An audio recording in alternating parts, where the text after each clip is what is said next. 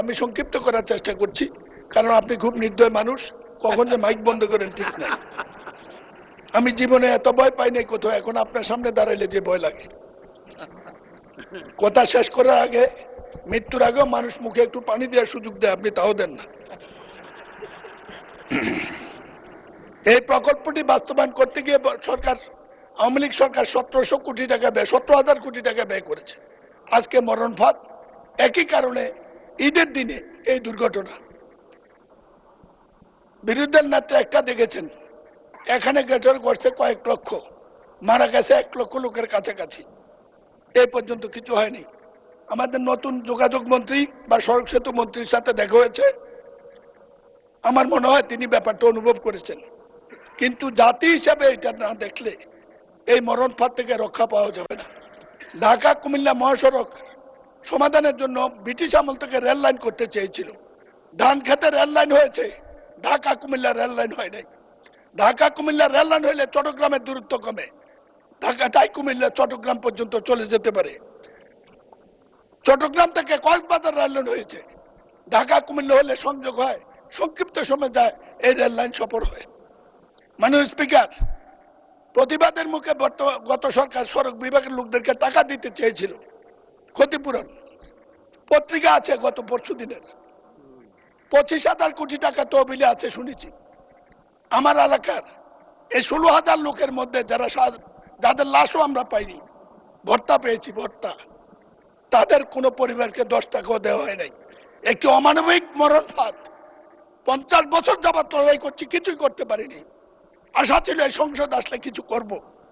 আজকে অন্তত প্রশ্নোত্তর আকারে এটা দিয়েছি, মাননীয় মন্ত্রীকে অবহিত করেছি, মাননীয় প্রধানমন্ত্রীকে সিঙ্গাপুর থেকে চিকিৎসার ব্যবস্থা চিঠি দিয়েছি।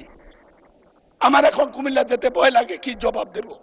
আপনার মাধ্যমে সংসদের কাছে, আমার সরকারের কাছে এই জবাবটা জানতে চাই, কি জবাব দেব? মন্ত্রী সাহেবকে সফর করতে বলেছি, তিনি সচিব সাহেবকে পাঠিয়েছেন। আমি বলি, আপনি 3টা মন্ত্রী, এরকম সৌভাগ্য বাংলাদেশে এর আগে কারো হয় নাই। দয়া করে কুমিল্লা আসেন, আমাদেরকে বাঁচান, ভোটার ইজ্জতটা রক্ষা করতে দেন, বৃদ্ধ বয়স্কে মানুষকে জবাব দিতে দেন। লাশার মিছিল কতদিন আর বহন করবো একটু বলে দেন। সম্মানিত সংসদ সদস্য যেটি উপস্থাপন করেছেন মহান সংসদে, তার পরিপ্রেক্ষিতে আমি অবগত করতে চাচ্ছি। ওখানে একটা ইউলুপ নির্মাণ কাজ চলমান আছে, ইতিমধ্যে অর্ধাংশ কাজ শেষ হয়েছে। এই মুহূর্তে ওই প্রকল্পের ব্যয় বাড়ানোর কোনো সুযোগ নেই, যার ফলে আমরা ভূমি অধিগ্রহণের যে ব্যয় সেটাকে সীমিত করে পূর্ত কাজের ব্যয় আরেকটু বাড়িয়ে যে বাজেট আছে সেটাকে অ্যাডজাস্ট করে এখানকার যে ওভারপাসটা আছে সেটা সম্প্রসারণ করবার জন্য আমলে নিয়ে ইতিমধ্যে নকশা প্রণয়ন করেছি। আমরা মনে করছি এই নকশা অনুসারে এই কাজটি দ্রুততম সময়ের মধ্যে শেষ করতে সক্ষম হব, এবং তাতেই ওই জায়গায় যে সমস্যাটা আছে তার একটা স্থায়ী সমাধান হয়ে যাবে। আরেকটি জায়গা এখানে উল্লেখ করা প্রয়োজন বিষয়, ঢাকা চট্টগ্রাম যে মহাসড়ক আছে এটা 10 লেনে উত্তীর্ণ করবার একটা প্রকল্প ইতিমধ্যে ফিজিবিলিটি স্টাডি চলমান রয়েছে। সেখানেও আরও 3টি আন্ডারপাস নির্মাণের পরিকল্পনা সরকার ইতিমধ্যে ওই ফিজিবিলিটি স্টাডির মধ্যে আছে। পাদুয়া বাজারে যে ইউলিপের কথাটা বলা হচ্ছে সেটিকে আবার আমরা ইন্টারসেকশন যেভাবে আছে তার অধীনেও আরও 2টি আপনার আন্ডারপাস নির্মিত হবে, যার ফলে 5টি আন্ডারপাস ওই অঞ্চলে নির্মাণের পরিকল্পনা ইতিমধ্যে সরকার গ্রহণ করছে।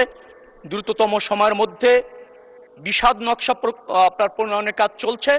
আমরা এরপরে ডিপিপি উপস্থাপন করে এই ব্যাপারে যে সমস্যাটা আছে তা সমাধান করতে ইতিমধ্যে পদক্ষেপ গ্রহণ করেছে সরকার। যে কোনো সময় সবচেয়ে বেশি হতাশ হলাম, আওয়ামী লীগের সময় যে বক্তব্য দিয়েছে মন্ত্রী সাহেব সেটাই দিচ্ছেন। আমি প্রশ্ন করেছি, 750 কোটির জায়গায় 17 কোটি টাকা, 17,000 কোটি টাকা খরচ হলো বলে শুনছি। আন্ডারপাস কোথায় গেল, ওভারপাস কোথায় গেল, এবং অনুমোদিত ওভারপাসটি কেন হলো না? আরেকটি রাস্তা হলো, এখানে ব্যারিকেড দিয়ে রাস্তা বন্ধ করে দিল কুত্তা মার্কা নির্বাচনের সময় 14 সালে। 14 সাল থেকে এত লোক মারা গেল, একজন লোকও ক্ষতি পারেন কেন? মন্ত্রী মহোদয় বলছেন ওভারপাস হবে, এক্সপ্রেস হয়ে হবে, এই রবীন্দ্রসঙ্গীত বহু শুনেছি। মানুষ পাক আমাদেরকে শান্তিপূর্ণ মরতে দেন। উনার প্রত্যেকটি কথা সরকার যা সচিবরা যা বলে দিয়েছে, ওই যারা টাকা লুণ্ঠন করেছে তারা শিখিয়ে দিয়েছে, সেটাই উনি বলেছেন। মাননীয় মন্ত্রী আমি এর প্রশ্ন প্রতিবাদ করেন। করছি। প্রকল্পটি এর আগের থেকেই বাস্তবায়ন চলমান আছে। আমরা সেখানে কেবলমাত্র নকশা সম্প্রসারণ করে বাজেট অ্যাডজাস্ট করে আমরা কাজ করতে পারছি। আর এখন যে প্রকল্পটি নেওয়া হচ্ছে 10 লেন করবার ক্ষেত্রে ঢাকা চট্টগ্রাম মহাসড়ক, সেখানে কিন্তু ওই অঞ্চলের দুর্ঘটনা, ওই অঞ্চলে যানবাহন চলাচলের ক্ষেত্রে যে শৃঙ্খলা, যে ইন্টারসেকশনগুলি আছে, সেটা যাতে প্রচুর যানবাহনকে ম্যানেজ করতে সক্ষম হয়, যেহেতু পদুয়া বাজারের বেশ কিছু আপনার যুক্ত আছে ইন্টারসেকশন, সেটাকে পরিকল্পনা করে আগামী দিনে যে প্রকল্পটা যাচ্ছে সেখানে আছে।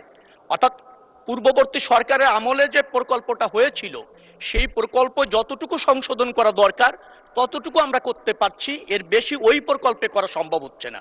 সরকার নতুন এসেছে, নিশ্চয়ই মাননীয় সংসদ সদস্য তিনি আমাকে এই বিষয়ে জ্ঞাত করেছেন। আমি সেখানে সচিব এবং আমাদের সড়ক ও জনপথ অধিদপ্তরের দায়িত্বশীল কর্মকর্তাদের তাৎক্ষণিকভাবে পাঠিয়েছি। তারা সেখানে সরজমিনে দেখে আসছে, বেশ কিছু পদক্ষেপ আমরা নিচ্ছি।